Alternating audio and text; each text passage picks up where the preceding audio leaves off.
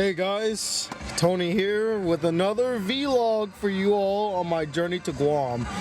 Today, I don't even know what I'm gonna do today because I have so many things I could show you right now today. Hold up, I don't think you can see me. Hold up, there you go. I got so many things that I could show you today. Like there are various parks that that are near where I am right now. Right now I'm in the capital of Guam, Agana, that's how it's pronounced. But in the traditional, like the original Chamorro language, the village is called Hagana. Hagana, spelled H-A-G-A-T-H-A, I believe, if I remember. It's Hagana. But and also see that big church right there? It's called the Cathedral Basilica. It's the biggest, I guess maybe is the biggest church in Guam. But that's the church that I used to go to a lot when I was younger.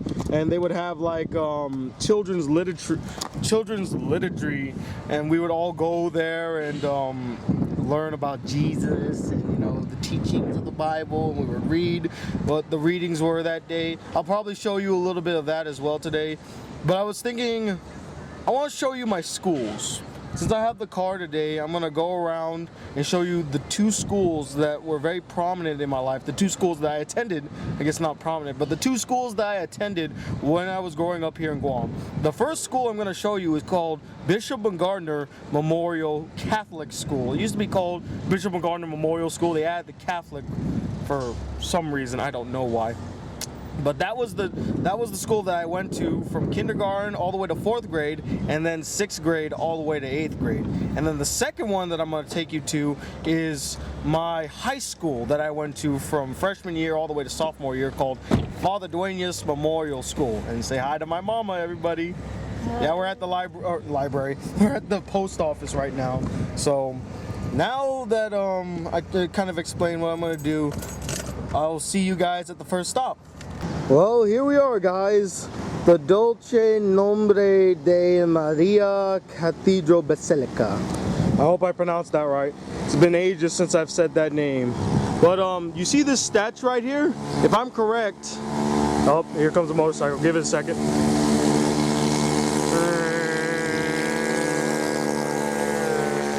I'm a douchebag driving that so loud. Fuck those guys. Anyway, so I said the F word right in front of a church. How about that? But you see this statue right here? If I'm correct, this is Blessed Diego. He was one of the missionaries that came to Guam to try to purify the locals and teach them the ways of the Catholic religion. He was actually killed when he came to Guam, and he was considered a martyr of the Catholic Church, so that's why he got the title of Blessed. I believe there are 3 ways to become, to be canonized the saint, and I think the second one is to be called Blessed.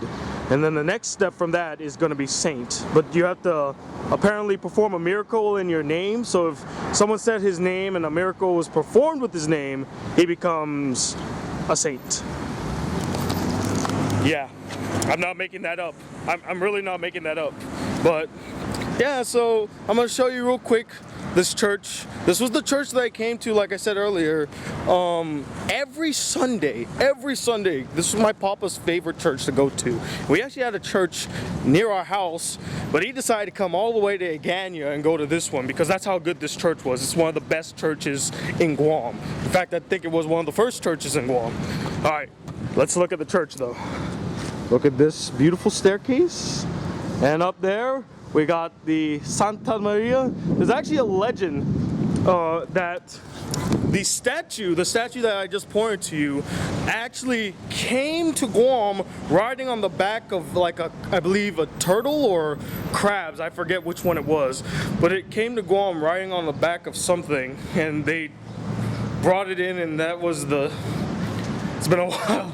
It's been a while. But hey, let me stop talking and show you this place real quick. So yeah, this is the place I would come to. By the way, little fun fact, this was also the same church that I got, that I had my first Eucharist. That's what I was going to say. Is it open? Can I go in? Oh wait, here's the door.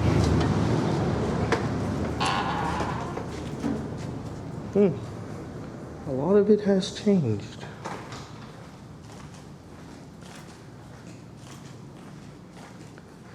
This is when Jesus was taken off of the cross and put in his mother's arms. So it's actually, it didn't look like this before. It was actually more darker color, I guess. Much better.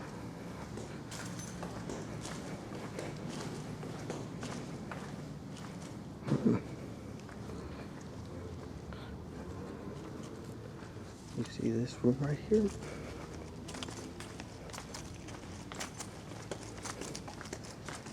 See this room right here? This room was where we had, oh, it's open. So in this room, this is where they had children's literature. I would actually come very early. Hold up, let me just turn it back to me. I would actually come very early to church and actually set up the tables and the chairs. They would have chairs that always point out to the windows so that if anyone missed mass or there was no more space, they could sit in here. But during Sundays, early Sundays, they had children's literature in here, and they would put tables right here. And in those doors were the tables and extra chairs. And I would set them up because I would always come early, so I'm like, I'll just set them up. Are these doors even open? Oh, you see those tables right there? Those are the tables that I would set up whenever I would come. I wonder if I'm breaking and entering. I feel like I'm breaking the law right now or something. But yeah, so that's this little room where we had children's literature, and we would all sit right here in the middle, and there would be a chair right there, and my teacher, Miss Leon Guerrero, she would be the one that does it. So here, let me continue showing you.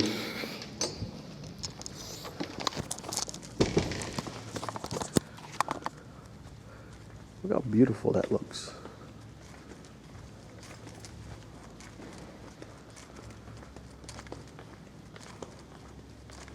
So quiet in here, it's creepy.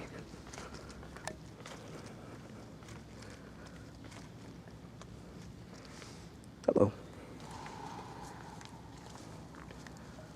Oh, that one is badass.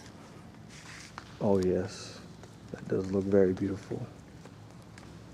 You know, say what you might about the Catholic faith, whether you believe in it or not, but you cannot deny the artistry of these windows. Look how beautifully crafted they are.